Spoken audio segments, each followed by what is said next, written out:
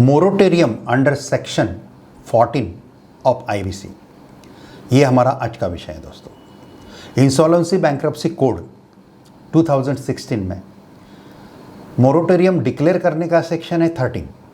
Section 13 में adjudication authority after admission of the application under section 7, section 9 और section 10, जिसके बारे में हमने अलग अलग वीडियो देखे हैं।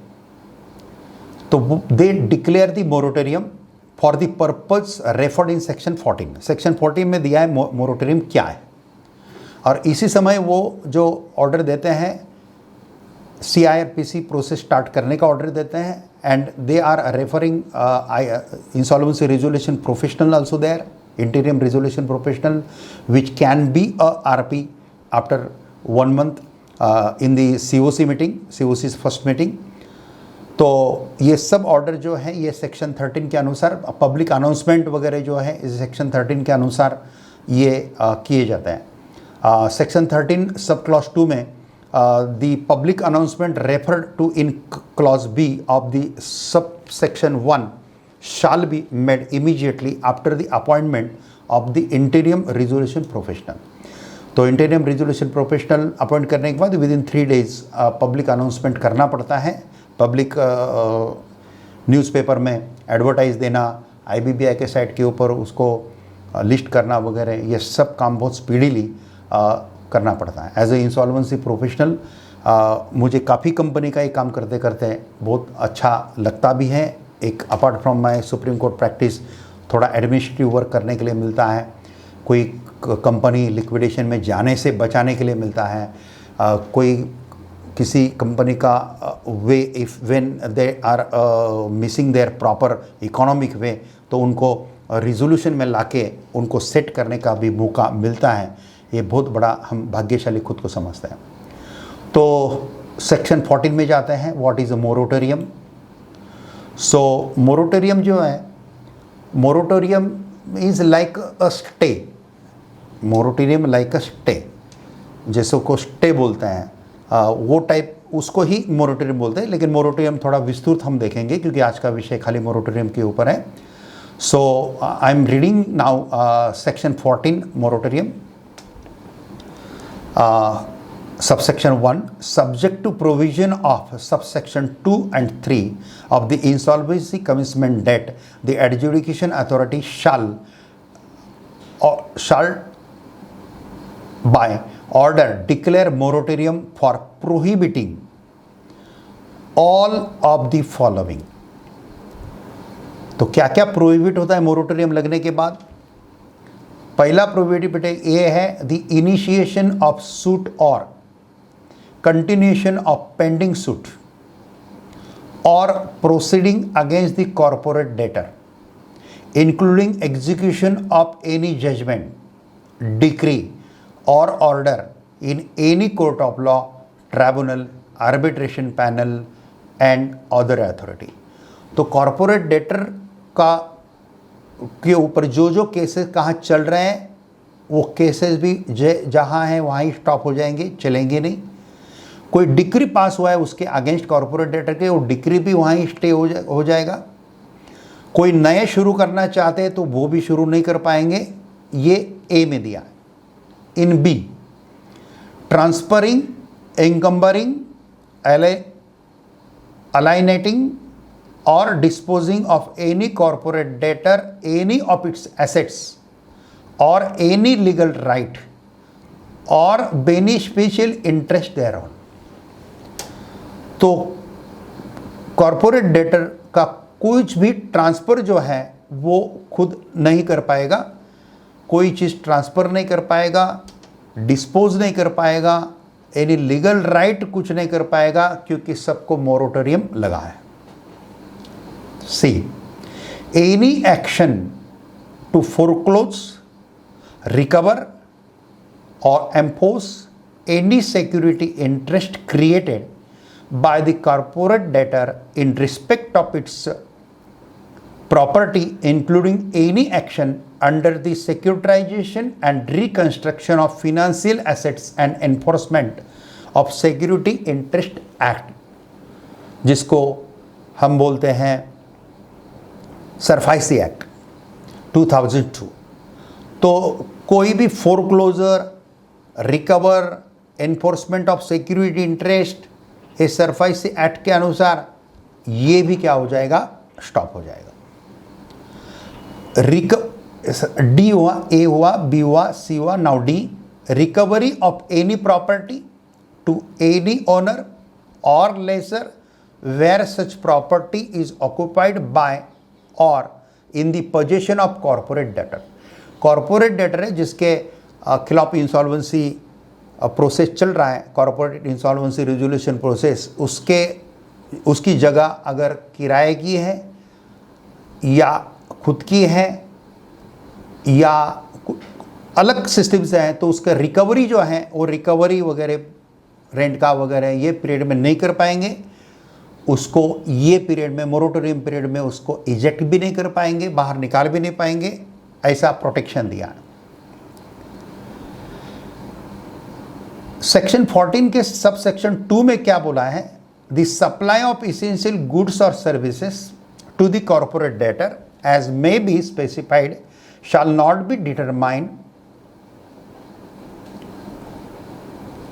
shall not be terminated or suspended or interrupted during the moratorium period।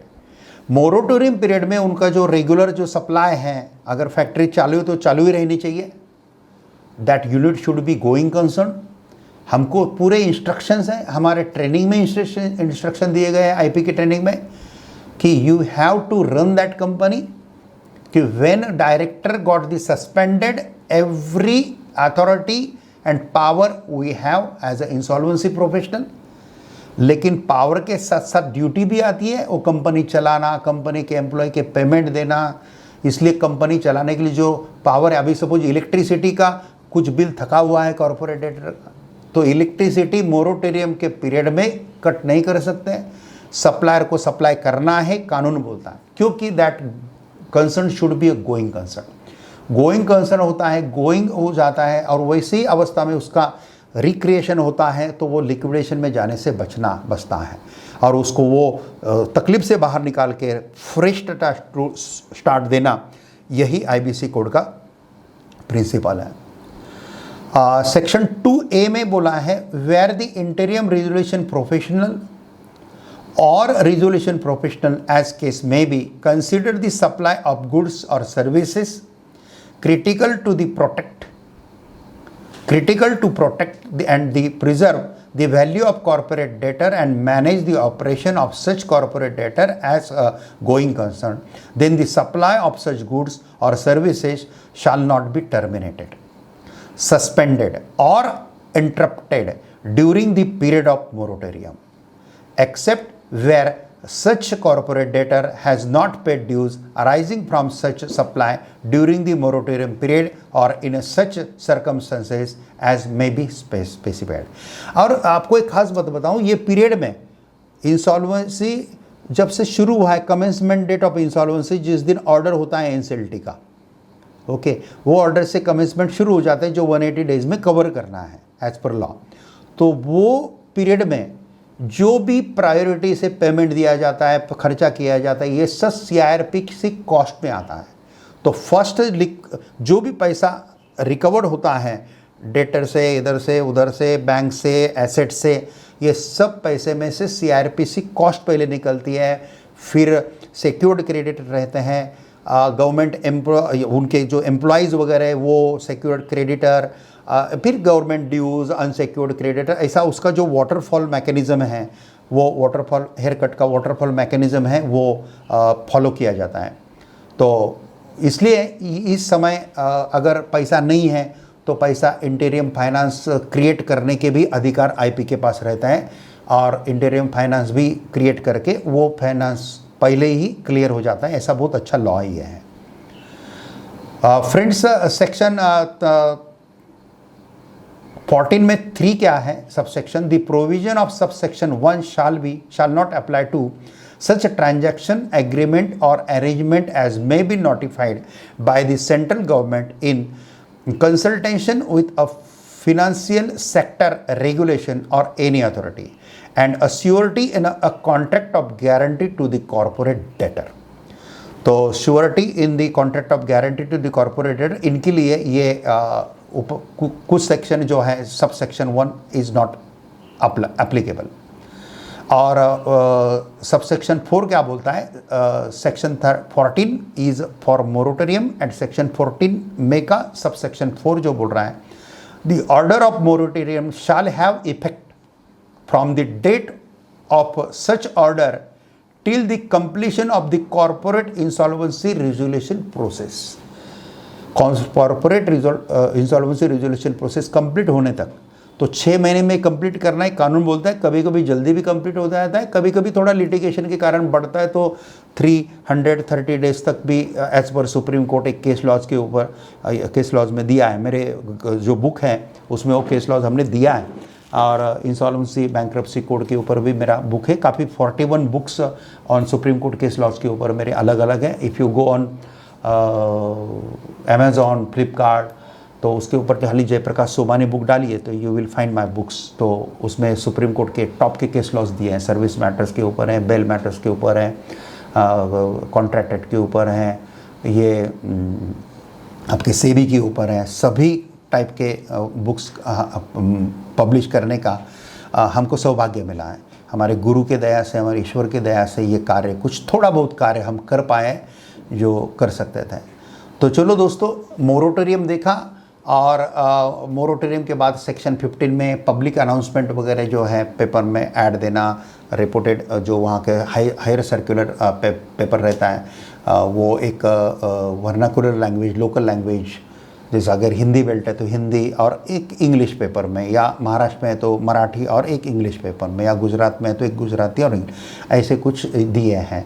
और आगे हम कुछ इम्पॉर्टेंट सेक्शन जो है, खाली इम्पॉर्टेंट सेक्शन के ऊपर एक एक वीडियो अलग देखेंगे, ताकि हम आईबीसी का थोड़ा सा टच देना चाहते हैं। काफ़ी हम देखते हैं लॉयर ये थोड़ा सा कॉर्पोरेट लॉ में आने के लिए डरते हैं, specifically insolvency and bankruptcy code थोड़ा कॉम्प्लिकेटेड उनको लगता है। ज़रूर ये एग्ज़ाम भी कॉम्प्लिकेटेड है, कोड भी कॉम्प्लिकेटेड है, लेकिन कोई भी चीज़ प्रैक्टिस के बाद आहिस्ता आहिस्ता ईजी हो जाती है, इसलिए डरने का कोई काम नहीं है। थोड़े वीडियो देखते रहिए, बुक्स पढ़ते रहिए, नोट्स पढ़ते रहिए, स्टडी करते रहिए। रोज़ 5 घंटा पढ़ने की आदत रहने वाला लॉयर अच्छा बनता ही है, बहुत बढ़िया बनता है, और सक्सेसफुल भी बनता है। आज के लिए इतना काफ़ी है।